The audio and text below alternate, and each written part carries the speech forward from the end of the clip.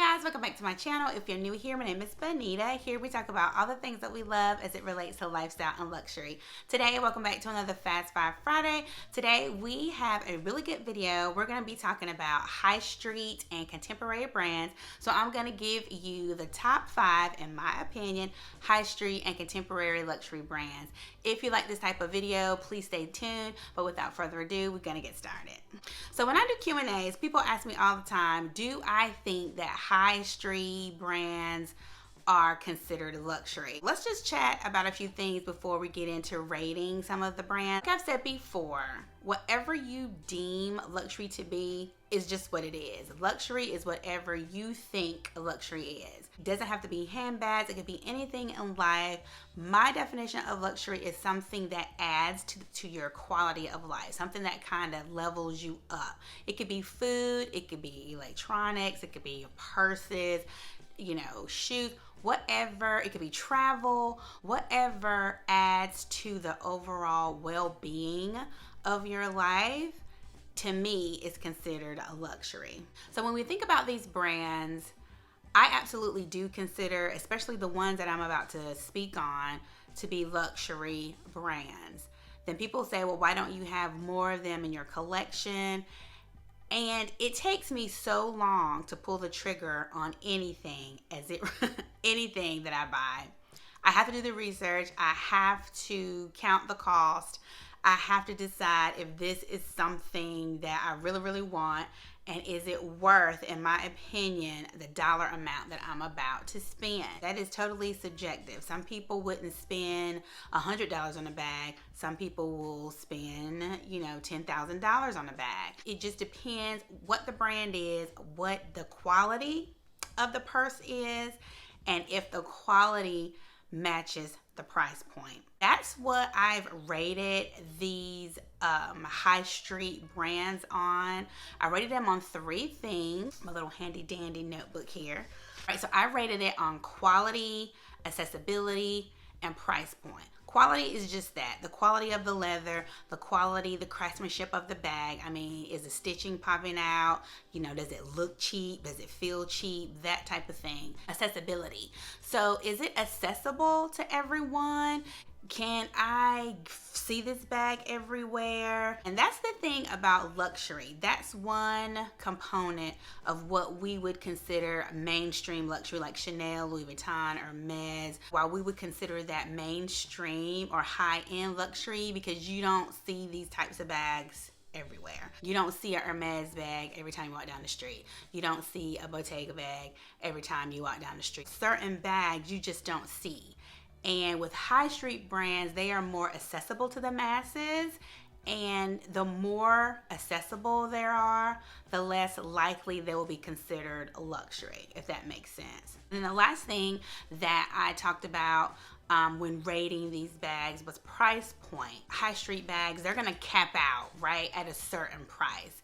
What they do is they say, okay, our bags won't go over $1,000 or right at $1,000, because they want to try to stay. They know that they're high street. They know they haven't tipped over, or maybe they don't want to tip over, but they haven't tipped over to mainstream luxury. So the question becomes, what makes them high street versus mainstream luxury? And it all comes down to the price point. Yes, I do believe that contemporary brands are luxury. Are there some that, in my opinion, are more luxurious, I guess, than others? Yes. Are there some, in my opinion, that are better quality than others? Yes. I'm gonna rate them from 5 to 1. 5 meaning, I don't want to say lowest quality. Let's just say 5 less luxurious, and then number 1 would be, in my opinion, the top of luxury high street brand. The first one on my little handy dandy list is going to be Michael Kors. I love Michael Kors. I think Michael Kors is really trying to up the ante. I think they're trying to rebrand yet again, which I think they need to. A couple of years ago, they said that they were going to close the majority of their outlet stores, so I'm not quite sure if they've done that. I think they realized that they went too far with over merchandising. I prefer Michael Kors shoes. I will purchase their line of shoes before I purchase a bag. if I purchase a Michael Kors bag, it has to really check all the boxes. Hence my backpack. It's a lambskin purse. I mean, you can smell the leather. It is 100% lambskin. It is a beautiful bag.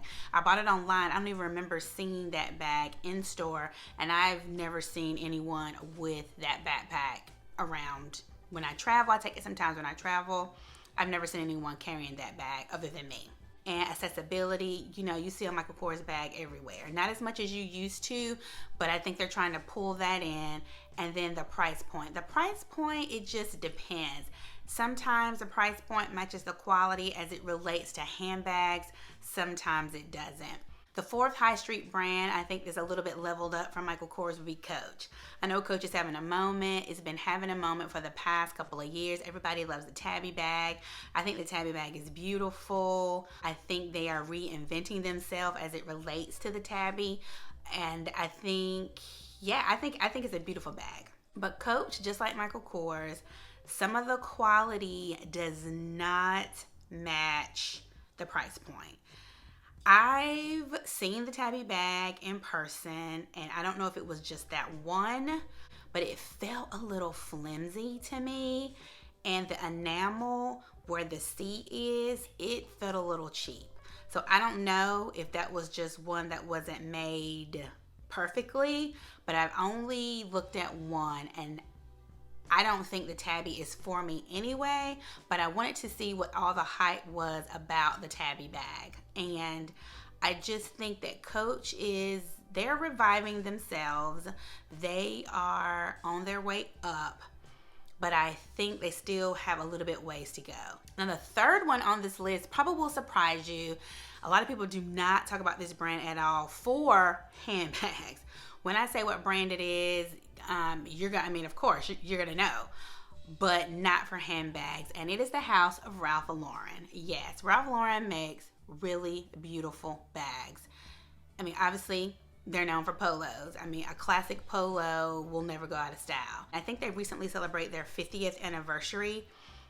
You have to commend Ralph Lauren for being the #1 American lifestyle brand. When we talk about their handbag line, that he makes some of the most beautiful all leather bags. I almost bought a tote from Ralph Lauren a couple of years ago, but then I ended up buying something else. You don't see them a lot. People don't carry. You will see a polo shirt before you see a Ralph Lauren handbag. So accessibility is check, because you're not going to see them a lot. So that would, helps them to be more of a luxury brand. But they're doing something weird in the handbags. I wrote it down. They're doing like a tier system. So you have the Polo RL handbag line. They're more canvas bags. They have polos on them. It's a more casual line. Then they have the RL collection bags. These bags are usually the all leather bags, and they start around $500 all the way up to $3,000. So I was like, didn't know. That was a little weird. And then finally, they released a RL50 line. I'm assuming in response to their 50th anniversary. Those bags started like $10,000. I saw one for like $5,000, $10,000, up to like $15,000, $25,000.